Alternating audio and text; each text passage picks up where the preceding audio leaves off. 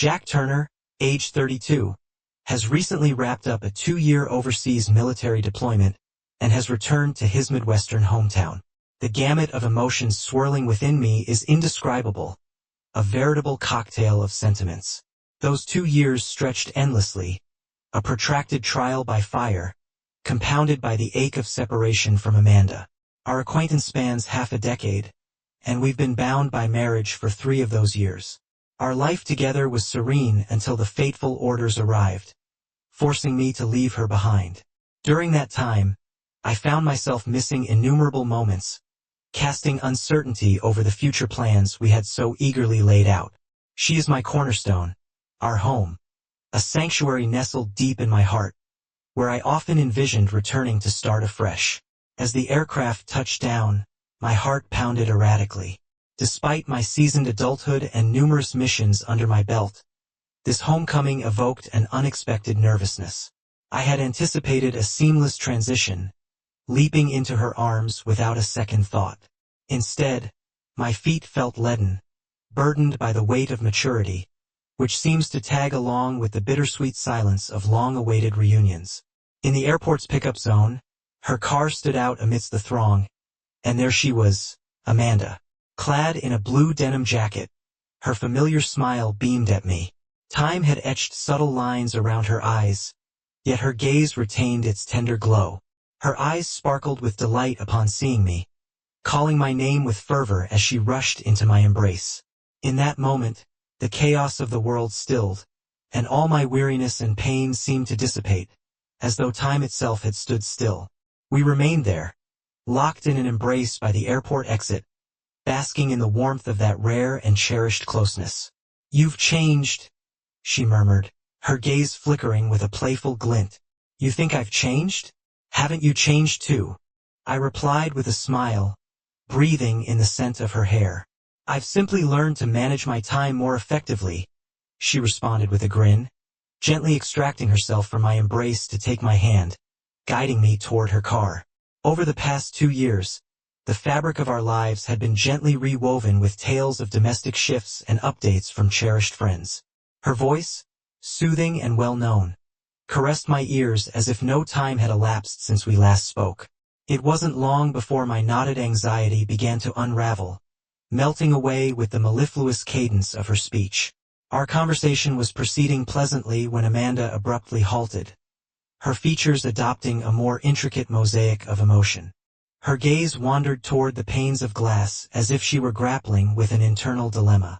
"Jack," she started with cautious precision, "there's something I need to share with you. It might stun you." I turned to observe her profile, a discomforting unease taking root in my chest. Her voice carried an alien undercurrent, one that eluded my comprehension. A burgeoning sense of dread crept over me, suggesting that a revelation was imminent. "What is it?" I inquired, striving to maintain a composed demeanor. Abruptly, she blurted out, "I'm pregnant." Her eyes averted from mine as though the truth was too difficult to confront. I was struck motionless, my heart racing wildly. For an instant, all noise seemed to vanish, leaving only the thunderous rhythm of my own heartbeat. I faced her, my lips parting in disbelief, at a loss for an appropriate reaction. "Pregnant?" I echoed, my voice rough with emotion. She nodded and finally locked eyes with me. Her gaze was rife with apprehension, yet it held a glimmer of hope. There was an unspoken appeal in her eyes, a silent plea for understanding, but my mind was engulfed in a whirlwind of confusion. I stood in place, momentarily frozen, then murmured, "So, the baby is mine?" My query quivered with uncertainty. Her expression wavered as she seemed to weigh her response. At last, she spoke, her voice tender yet decisive. "Jack, the baby is mine, but it doesn't belong to you." A heavy weight plummeted within me, compressing my chest to the point of breathlessness. Her words felt like ice-cold blades piercing my heart. "What did you say?" I exclaimed almost louder than intended, my voice cracking through the tension. In that poignant moment, the weight of 2 years apart descended upon me with a ferocity I hadn't anticipated. I fought to take deep, measured breaths, struggling to comprehend the surge of emotions that overwhelmed me. My mind raced in a tumultuous spiral, and I sought solace in her gaze, only to find a mixture of regret and silent sorrow where once there was certainty. Jack, her voice quavered as she spoke. I'm deeply sorry. I shook my head, a cocktail of bewilderment and pain swirling in my eyes. Even with the sincerity of her apology, I knew it could not alter the stark reality before me. This child was not a product of our love. The impact of that truth was like a punch to the gut, rendering all that we had promised and trusted as hollow and insignificant. I need time, I manages to say, my jaw clenched, the words barely surfacing. My gaze shifted to the window, the once familiar scenery now alien and remote. I remained silent, my mind a theater for our shared past. Yet an unprecedented sense of detachment gripped me. It was in that moment that I recognized the loss of not only my trust in her, but also the hope for the future we had envisioned together. Seated in the car, Amanda's words reverberated in my ears, but my thoughts were obscured by a dense fog, rendering focus impossible. The revelation of the pregnancy had already sent me into a tailspin, but now, the crushing news that the child was not mine echoed relentlessly in my mind. Her phrase lingered, a haunting refrain. The child can't possibly be yours. The air in the car grew increasingly oppressive as Amanda drove, casting furtive glances my way, as though anticipating a response. My heart pounded erratically, my thoughts a jumbled mess. Our shared memories shattered around me, each once beautiful moment now fragile, teetering on the brink of destruction. Staring resolutely at the road ahead, Amanda's features were contorted with pain, yet she gave a slow nod. Jack, I'm aware this is difficult for you to grasp, but the truth is what it is. I squeezed my eyes shut, a deep breath filling my lungs as I fought for composure. The whirlwind of confusion in my mind made concentration a distant dream, but I understood that I had to confront this reality. I could no longer flee from it. You're well aware of the effort I've poured into our relationship, I said, my voice rough with emotion. I've always been certain of our stability. Are you saying this child isn't mine? What does that make me? A fool? Dancing on strings? Amanda's expression shifted, her grip on the steering wheel tightening until her knuckles were white with the effort. She hesitated, the silence stretching as she seemed to search for the right words to unravel the tangled web of her explanation. Jack! Her voice was gentler now. I never intended to cause you pain. She paused, the weight of her next words evident. In your absence, I faced loneliness and pressure alone.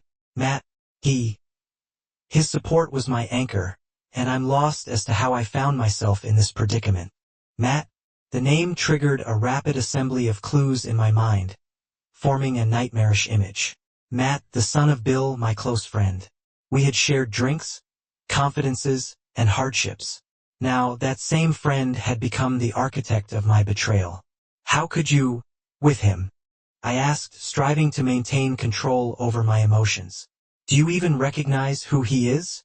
He's my dearest friend. Amanda's gaze dropped, her eyes averted from mine. I know, I shouldn't have allowed this to happen, she murmured, her voice barely above a whisper. I thought I had it under control, until I realized I was in too deep. Each word felt like a jab to my heart. Her betrayal, her affair with my friend, it was too much to bear. Her words were a relentless assault, sapping my strength and leaving me hollow. Do you understand what you mean to me? I asked, my voice quivering with sorrow. You are my world, Amanda. For 2 years, the trust I've placed in you and our future has been my most precious possession. Now it's being shattered, piece by piece, behind my back, by you and Matt. I don't want to lose you. The words hung in the air as I closed my eyes, my hands over my face. My mind was a void, yet a quiet fury began to simmer within. She claimed she didn't wish to lose me, but how could that be true? If she genuinely valued me, how could she have committed such an act? How can you claim you don't want to lose me? I inquired, my voice icy. You've torn everything apart, Amanda. How can I trust that you still care? Your betrayal has marred both me and our marriage. What more do you seek? The car halted in front of the house, and an intense desire to flee washed over me. This place, once a sanctuary, was now riddled with pain. I remained seated, gazing at the house, feeling as though my entire world was crumbling. Amanda cast a look at me, her expression a tapestry of emotions, seemingly awaiting my next words. "Jack," she murmured, "can you grant me another chance? Might we possibly restart?" I drew in a deep breath, the weight on my chest nearly unbearable. My mind revisited our shared past, but each memory was now hazy. I yearned to believe her, to revert to a time when our bond was unbroken. But deep inside, I knew it was impossible. "No," I eventually responded, my tone even yet determined. "You've already shredded everything. What transpired with Matt wasn't just a personal betrayal. It dishonored all our shared memories. I cannot continue this, Amanda." She opened her mouth to speak, then closed it, tears trickling down her cheeks. I felt a pang of sorrow, yet concurrently, an odd sense of liberation. Perhaps walking away was the best decision after all. "Jack, I'm genuinely sorry," she said, her voice tinged with remorse. I remained silent, simply opening the car door and stepping out. The cold wind struck me instantly, its bite clarifying my emotions. This house, once a haven, no longer felt like home. For me, the past had ended, and it was time to forge a new path, toward a fresh life, a new beginning. Clutching a now cold cup of coffee, my gaze wandered idly as I peered through the window. Outside, the archetypal autumnal tableau was unfolding, amber leaves dancing in the breeze, the air invigoratingly crisp, a semblance of life trundling along unimpeded. However, my own world had crumbled into ruins. The realization settled in. I could not remain in this relationship any longer. From the kitchen, Amanda's voice floated towards me. "Jack, are you genuinely planning to leave?" Her inquiry carried a note of despair, faintly hopeful, as if she yearned for a slender thread of optimism. Yet, I had already terminated any possibility of offering her that faint glimmer of hope. I set down my coffee cup, rose to my feet, and strolled over to the kitchen entrance. There, Amanda stood, her eyes puffy, her countenance lacking its usual luster. Her tears, glistening but unshed, left her lips tinged with paleness, as though she awaited my response with bated breath. My heart, already tenderized by grief, felt the searing pain anew at the sight of her. I hung my head, studying the face I once cherished, yet now found devoid of its former warmth and solace. "I've made my decision, Amanda." I spoke gently, my voice resolute. "I can't carry on. Our marriage is beyond mending." A surge of alarm flickered in Amanda's eyes. Disbelief seemed to grip her at my words. "What did you just say? You truly intend to leave me? Jack, can't we attempt to reconcile? Please, grant me another opportunity. I am prepared to alter anything for our union." I shook my head, striving to maintain my composure. "The opportunity has already been presented, Amanda. You betrayed my trust. You shattered the bond between us. The incident with Matt is one I cannot disregard. The trust is gone, and without it, love dissipates. How can I face you, confront the life we once shared?" Her lips parted slightly, as if to protest, but in the end, she remained silent. Her gaze turned hollow, tears brimming but unshed. I knew she awaited my reply, hoping I might reconsider and pull her back into my embrace. But my heart had ossified. The Amanda I once knew had vanished, leaving behind a stranger untouchable to me. "Jack," her voice quavered, "are you truly going to be so merciless?" "Amanda, my actions stem from a place of realism, not cruelty. I've exhausted every avenue, clinging to the hope that we could navigate through our challenges.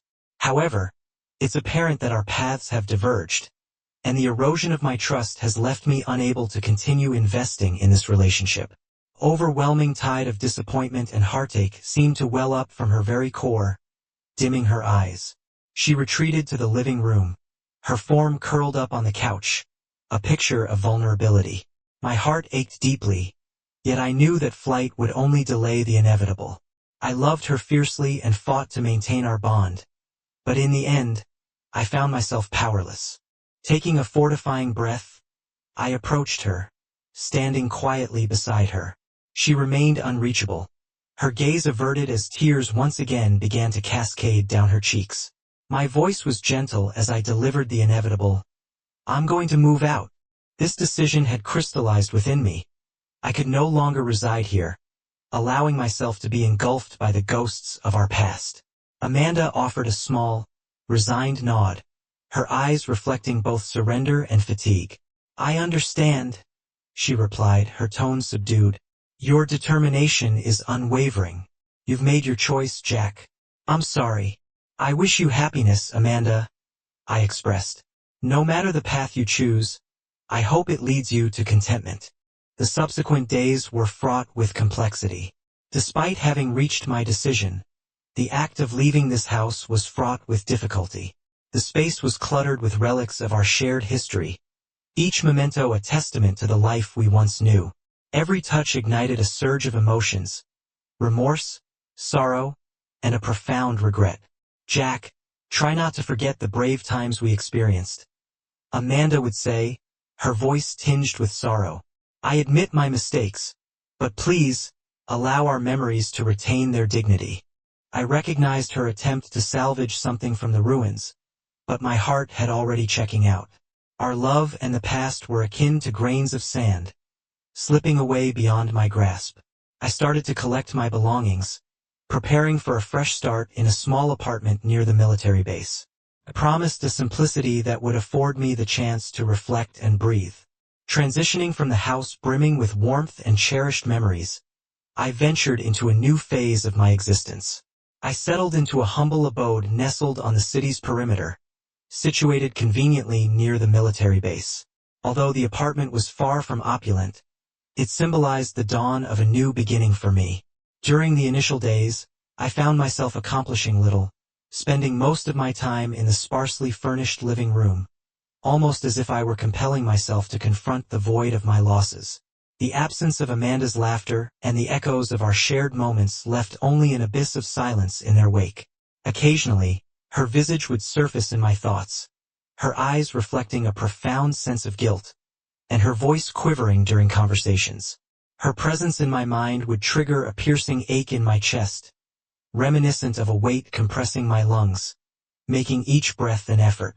Yet, whenever this wave of emotion threatened to engulf me, I would purposefully halt its advance, draw a deep breath, and remind myself that the past was irrevocably gone.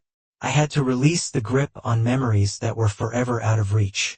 The first week trickled by at a snail's pace, filled with the banality of everyday tasks. I made trips to the nearby market for sustenance, organized the apartment, and struggled to acclimate to my new surroundings. Nevertheless, as nightfall brought tranquility, solitude would inevitably seep into my solitude. Each evening, I would find myself in the barren bed, haunted by the resonant voice of Amanda, the same voice that once whispered, "I don't want to lose you." Despite knowing all was lost, the confusion within me persisted, stubbornly entwined.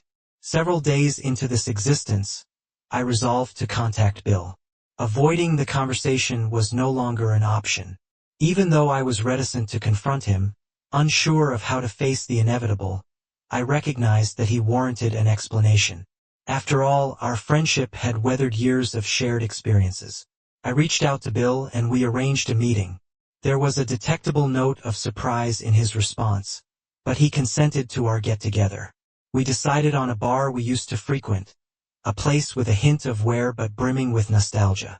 It was where we had discussed our aspirations, even toasted to my graduation from the military academy, back when such discussions were tinged with hope rather than pain.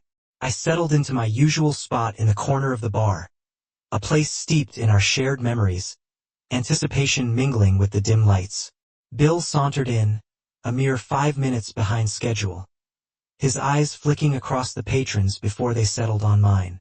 His smile wavered, a silent signal that our chat would be less than cheerful. "Jack," he greeted, taking a seat and giving my shoulder a gentle clap.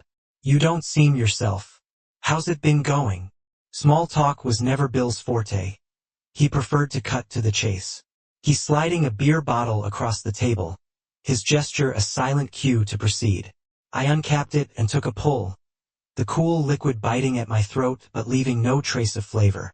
His expectant gaze weighed on me, but I was at a loss for a starting point. "Bill," I eventually broke the silence, my voice hoarse with emotion. "You're aware of Amanda's situation, aren't you?" Bill's eyes darkened, his brow creasing in a mix of concern and curiosity. He waited for me to spill the beans, his demeanor shifting to a more serious note. "I had a feeling there were issues," he admitted, placing his beer down. "I thought you two would patch things up. You and Amanda had always been a couple I rooted for. I genuinely hoped you'd navigate through it." I offered a wry chuckle, my gaze dropping to the beer in my hand, the amber liquid a stark contrast to my mood. "The issues are more profound than you imagined," I confessed, my voice steady but laced with an anger that couldn't be contained. "Amanda was unfaithful. She's been seeing your son, Matt." Bill's features hardened, his eyes widening in disbelief. "What did you just say?" His inquiry was quiet, tinged with disbelief. "Amanda and Matt?" Affirming his question with a nod, I maintained eye contact, my voice even. "Indeed. She's expecting, and it's not my child. It belongs to Matt." The color drained from Bill's face, his lips quivering as he grappled with the bombshell.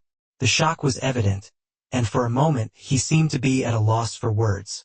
I didn't see this coming," he stammered, his voice a mere whisper. "I don't know what to say. Jack, I'm really at a loss." A cold rage and a heavy sorrow filled me as I glared at him. "You didn't know?" I echoed, my tone barely above a murmur. "You were always there for me, sharing everything. Yet you missed what was unfolding between your son and my wife? You truly had no clue." The desolation and anguish he was suffering were overwhelming. The sense of betrayal from his dearest friend and his own child was unfathomable. "Jack, I'm truly sorry," Bill admitted, lifting his gaze with a weighted sense of remorse. "I'm at a loss to explain. I never anticipated things would unravel like this. Matt always presented himself as the model of propriety. I genuinely believed he was a commendable young man.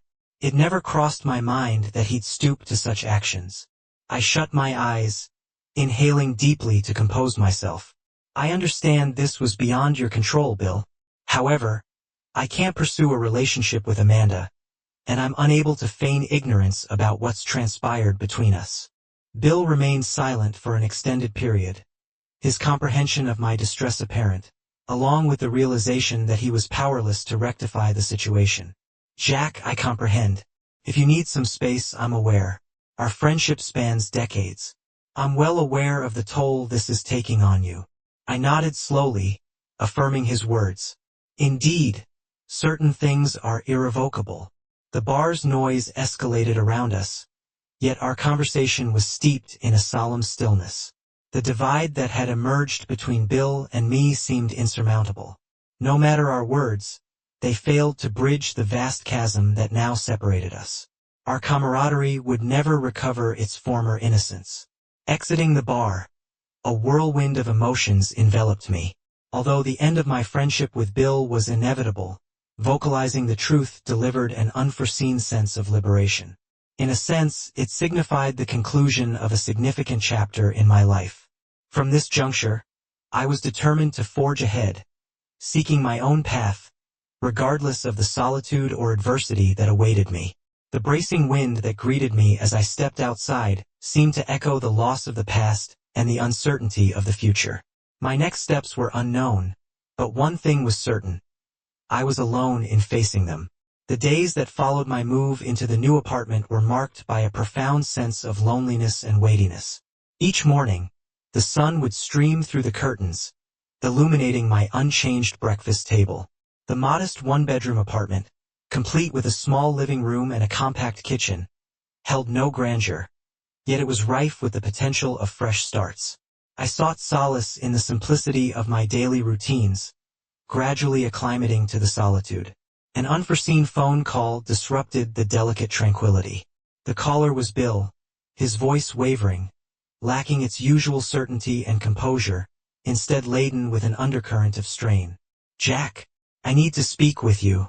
It concerns Matt and Amanda," he murmured, his voice hushed as if harboring a difficult admission. I stood in the kitchen, cradling a mug of scalding coffee, my thoughts in a tumult of bewilderment. A niggling sensation told me that the matter was far from resolved. Bill's call served as a stark reminder that unresolved queries persisted, and I couldn't brush them aside. "All right," I responded. "When should we get together?" We set a time and place, the latter being the same bar steeped in memories. Upon meeting, we took our seats, but the atmosphere was far from the relaxed one we had once enjoyed. Bill appeared weary, his eyes reflecting a mix of confusion and concern. "Jack, I'm truly sorry. I should have confronted you earlier," he started, his tone more somber than I'd heard before. I know you'll be upset with what I'm about to tell you, but I believe you deserve to know that the situation with Matt and Amanda is far from over." "My question is, what do you mean?" I inquired, furrowing my brow as a wave of unease washed over me. "Matt has been exhibiting some peculiar behavior recently," Bill sighed, his eyes averted. "His relationship with Amanda is genuine, but it seems he's attempting to make amends. Perhaps he's grappling with guilt over his actions towards you, or maybe he's experiencing his own form of torment." "Torment?" I retorted, a bitter taste rising in my mouth. Has he even considered my feelings? The pain I endured upon discovering the truth? Does he genuinely believe he was in the wrong? There was a moment of silence as Bill, his head bowed, appeared to ponder his response. "I'm aware of the pain you've suffered, Jack. Trust me, I wouldn't wish for you to go through this again. However, there's something Matt mentioned that I feel compelled to pass on. He indicated that Amanda has been contemplating you. She regrets what transpired with him and doesn't want to be the cause of further hurt to you." I found myself wrestling with the urge to trust Bill, to believe that Matt had genuinely come to grips with his error. Yet, it was impossible to dismiss the pain that lingered from this relationship. "Do you think Amanda will return?" I inquired, my voice rough with emotion, before I could rein in my curiosity.